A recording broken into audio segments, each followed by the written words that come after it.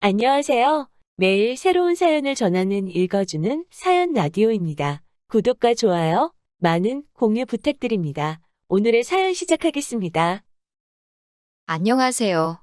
연애 2년 반, 결혼한 지는 2년 된 30대 중반의 여성입니다. 어차피 이혼하기로 마음은 먹었지만 그래도 왠지 제 얼굴에 침 뱉기인 것 같아 가족이나 가까운 사람들한테 말 못하겠고 그래도 위로는 받고 싶어서 이렇게 사연을 쓰게 되었어요. 저는 대학 동창으로부터 남편을 소개받았습니다. 사실 제가 소개팅을 원했던 건 아니고 그쪽에서 우연히 제 사진을 보고 제 동창에게 다리를 놔달라고 했다고 들었습니다.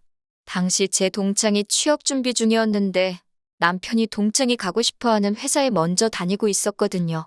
정보 하나라도 더 얻어내고 싶었던 건지 저한테 자기 얼굴을 봐서라도 한 번만 나가달라고 밥만 먹고 집에 와도 된다고 하도 애걸복걸을 해서 남편을 만나게 되었네요. 상황이 그렇다 보니 큰 기대도 없었고 정말 밥이나 먹고 오자라는 심정이었어요. 그런데 예상외로 남편과 코드가 잘 맞더라고요. 대화를 나눠보니 논리적이고 이성적인 사람 같았고 또 제가 영화랑 음악을 좋아하는데 남편도 저와 비슷한 취향을 가지고 있었고요. 여러모로 말이 잘 통하니까 시간 가는 줄 모르고 대화를 나누게 되었고 그렇게 저희는 얼마 지나지 않아 연인 사이가 되었습니다. 사귄 지 2년쯤 되었을 무렵 남편은 저에게 정식으로 프로포즈를 해왔고 저도 결혼을 한다면 이 사람과 한다고 생각해왔기에 큰 고민하지 않고 프로포즈를 받아주었습니다. 하지만 본격적으로 결혼 준비를 하면서 큰 고비가 있었습니다. 돌이켜 생각해보면 그때 파혼을 했어야 했는데 제가 어리석었어요. 결혼 이야기가 나오고 나서 가장 껄끄럽지만 해야만 했던 대화가 돈 이야기였습니다. 사귀는 동안 거의 반반씩 데이트 비용을 부담하고 있었고 둘 중 누구도 버겁다는 말을 하지 않았기 때문에 구체적으로 돈 이야기를 나눌 이유가 없었거든요. 하지만 이제 결혼식 비용부터 신혼살림까지 준비를 시작해야 했으니 어쩔 수가 없었지요. 저는 지방 공무원이고 남편은 일반 사기업에 다니는 회사원입니다. 당연히 제 월급은 남편에 비하면 현저히 적은 편이지만 저는 제 소유의 작은 아파트가 있습니다. 청약으로 당첨된 아파트였는데 부모님과 셋이 같이 살고 있었어요. 남편은 당연히 그 집이 저희 부모님 집이라고 생각했지 제 집일 거라고는 상상도 못했던 모양이에요. 제가 집이 있다고 하니까 어찌나 좋아하던지 입이 귀에 걸리게 생겼더군요. 아무튼 그 밖에 저는 모아둔 돈이 4천 정도 있었고 남자친구는 8천 정도 있었습니다. 저희가 사는 지역에선 1억 2천이면 아주 좋지는 않아도 평범한 빌라나 좀 오래된 작은 평수 아파트 전세 정도는 들어갈 수 있었어요. 그런데 남편은 완전히 다른 생각을 하고 있더라고요. 저희 부모님이 작은 평수로 전세를 얻어 나가시고 제 소유의 아파트에서 살림을 시작하자더군요. 저는 그건 말도 안 된다고 아주 난색을 표했습니다. 제가 어렸을 때 아버지의 사업 실패로 늘 새살이만 했기 때문에 제가 청약에 당첨됐을 때 무조건 부모님을 거기서 살게 해드리겠다는 제 나름의 결정이 있었기 때문입니다. 다시는 부모님이 집주인의 눈치를 본다거나 다음 계약을 걱정하며 전전긍긍하시는 모습을 보고 싶지 않았으니까요. 제가 남편에게 그렇게 이야기하자 남편도 더는 별말을 못하더군요. 저는 남편에게 대출을 받으면 이자가 나가니까 예산에 맞춰서 집을 구하자고 했습니다. 그러자 남편이 집은 시댁에서 해줄 거라고 걱정하지 말라더군요. 속물 같지만 솔직히 그 말을 들었을 때 감사하고 기분도 너무 좋더라고요. 하지만 남편은 뒤이어 어처구니 없는 소리를 늘어놓았습니다. 자기 부모님이 사시는 집 전세보증금을 빼서 우리 신혼집에 보태자더군요. 그러면 시부모님은 어디 가서 사시냐니까 같이 살아야지 그럽니다. 합가를 하자는 거냐고 물으니 자기 부모님은 한 집에 있어도 존재감이 하나도 느껴지지 않으신다는 둥, 각자 알아서 자기 인생을 사시는 분들이라는 둥말도 안 되는 소리를 하더라고요. 제가 남편에게 훗날 시부모님이 정말 몸이 어디가 안 좋아지셔서 거동을 못 하시게 된다거나 그러면 같이 살 수도 있지만 지금 그런 게 아닌데 굳이 왜 두 집 살림을 합쳐야 하냐고 물었습니다. 그러자 남편은 자기가 맏아들인 거 모르고 사귀었냐면서 시부모님 모시고 살 생각이 없었으면 왜 진작에 말하지 않았냐고 묻더라고요. 요즘 같은 세상에 신혼부터 누가 시부모님이랑 살지도 모른다는 생각을 하냐고 제가 다시 따지고 이런 다툼이 정말 2주 정도 계속되었습니다. 결국 남편이 먼저 백기를 들었습니다. 그럼 합가는 하지 말자며 대신 나중에라도 자기 부모님한테 무슨 일이 생기면 꼭 돌봐드려야 한다는 약속을 해달라길래 그러겠다 했습니다. 그건 자식된 도리로서 당연하다고 생각했으니까요. 반대로 저희 친정부모님한테 무슨 일이라도 생기면 저 역시 남편의 도움이 필요할 테고요. 하지만 산 넘어 산이라더니 이번에는 남편이 따로 사는 대신 매달 시부모님을 경제적으로 도와드리자 했습니다. 제가 얼마를 생각하냐고 물으니 한 달에 30에서 50만 원 정도면 적당할 것 같다고요.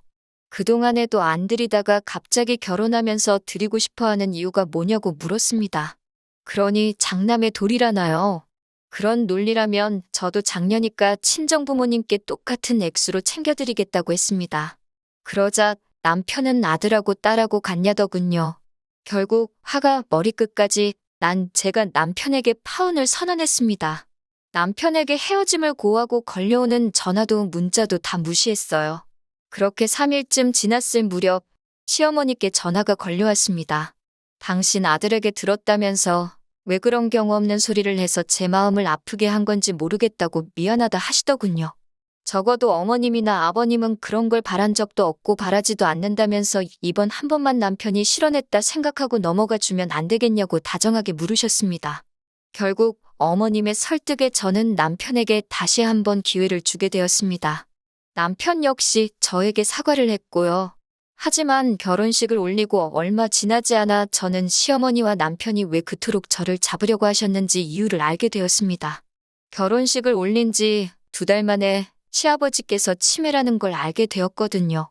제가 어떻게 이런 사실을 숨길 수가 있냐고 화를 내니 시어머니와 남편 모두 그게 무슨 소리냐며 자기들도 몰랐다고 억울하다 했습니다. 심증은 있었지만 물증은 없었고 그 와중에 그나마 다행인 건 모르는 사람이 보면 건망증 정도로 보일 만큼 경증이었다는 거예요. 이때라도 결혼을 물렀어야지라고 하신다면 솔직히 이미 혼인신고도 한 상황이었고 주변 사람들한테 결혼하자마자 파혼했다는 소리를 참아 할 자신이 없었습니다. 사무실에 직원도 몇 명 없는데 다들 저를 어떻게 볼지 걱정도 되었고요. 어리석게도 그 와중에 알량한 자존심과 체면을 생각하느라 현명한 결정을 내리지 못한 제 잘못입니다. 결혼식을 올린 뒤 저희가 한 가지 서로에게 약속을 한 게 있었어요. 언젠가 생길 우리 아이를 위해서 늦어도 5년 안에는 신축 아파트로 이사갈 수 있게 열심히 아껴가며 살자고요. 그런 이유로 제 월급과 남편 월급 모두 제가 관리하고 있었고요. 남편에게 한 달에 용돈으로 50만 원씩 줬고 저는 따로 용돈이라며 떼가지는 못했습니다. 그냥 어쩌다 한번 인터넷에서 옷 한두 벌 사 입는 게 전부였어요. 그렇게 살려고 한 건 아닌데 통장에 숫자가 불어나는 걸 보는 재미에 더욱 덩어리를 졸라매게 되었어요. 그런데 결혼한 지 1년쯤 지났을 무렵 남편이 뜬금없이 시댁에 생활비를 보내야겠답니다. 예상치 못한 지출이기도 했고 분명히 결혼 전에 그런 건 하지 않기로 약속을 했던지라 부담스럽게 다가온 게 사실입니다. 제가 시원스레 그러자고 대답을 하지 못하고 있으니 남편이 갑자기 한다는 소리가 일도 자기가 더 늦게까지 하고 돈도 자기가 더 많이 버는데 불공평하답니다. 그러면서 이제 각자 월급은 각자 관리하고 공통으로 들어가는 건 각출하자고 하더군요. 적어도 남편이 제 앞에서 돈 많이 번다고 유세는 안 떨어서 다행이다 생각했는데 이제 유세까지 떤다 생각하니까 정이 툭 떨어지더군요. 거기서 끝이 아니라 아니면 자기 퇴근 시간이랑 제 퇴근 시간이랑 2시간 정도 차이가 나니까 저보고 2시간 동안 부업이라도 하랍니다. 제가 집에서 밥하고 살림하는 건 노는 걸로 보였나 봐요. 남편이 입을 열 때마다 점점 더 화가 치밀어 올라서 그래 다 각자 관리하자 했습니다. 잠든 남편을 쳐다보는데 이런 인간이랑 내가 무슨 좋은 날을 누리겠다고 이렇게까지 살아야 하나 싶은 허탈한 마음에 눈물이 다 흘렀습니다. 그러면서 부부 사이가 이렇게 계산적으로 찢어졌고 남편이 남편 노릇을 하기 싫다는데 제가 왜 아내 노릇을 해야 하나 싶더라고요. 그래서 바로 다음 날 아침부터 살림에서 손을 뗐습니다. 출근 전 간단하게 아침 식사를 차려 먹고 있으니 남편이 자기 건 어딨냐고 찾더라고요. 배고프면 차려 먹으라고 하니까 저더러 어이없다면서 이게 무슨 짓이냐고 큰 소리를 내더라고요.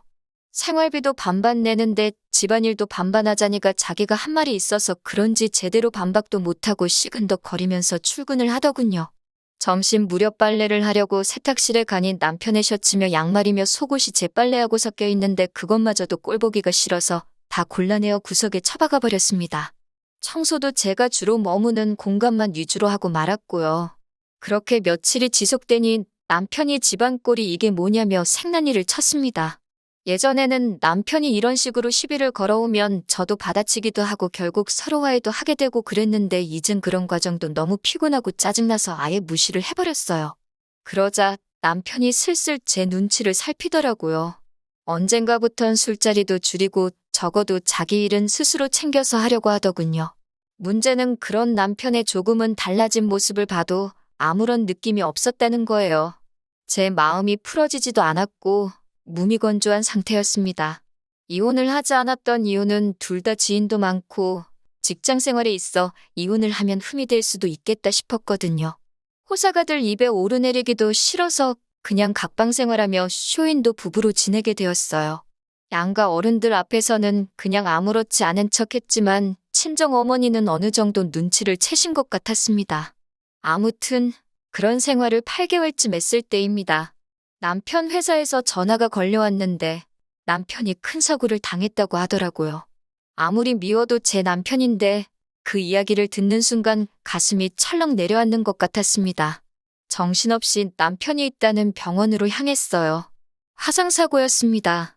제법 범위가 커서 앞으로 몇 차례 더 수술을 해야 할 거라고 하더라고요. 정신 못 차리고 누워있는 남편을 보고 있으니 마음이 좋지가 않았습니다. 그나마 직장에서 다친 거라 산재 처리가 될 거라곤 했지만 화상으로 인한 성형수술은 비급여가 많아서 어쩔 수 없이 어느 정도는 남편이 부담을 해야 하는 상황이었어요. 얼굴이나 목같이 보이는 부위라서 수술을 안 할 수도 없는 상황이었고요. 그래도 일전에 제가 들어뒀던 보험도 있고 해서 큰 문제는 없겠다 싶었습니다. 그런데 얼마 뒤 퇴원한 남편이 밖에서 커피 한잔 하자고 절 불러내더라고요. 기껏 나갔더니 저를 앞에 앉혀놓고 돈 이야기를 꺼냈습니다. 당연히 듣자마자 남편 말이 끝나기가 무섭게 거절했어요. 각자 알아서 관리하자던 건 당신이지 않냐고. 그런데 이제 와서 나한테 그러는 거냐고요. 당신도 알다시피 난 당신보다 한참 못 벌고 일도 조금밖에 안 하는데 내가 어떻게 당신을 도와주냐고 하니 난리가 났습니다.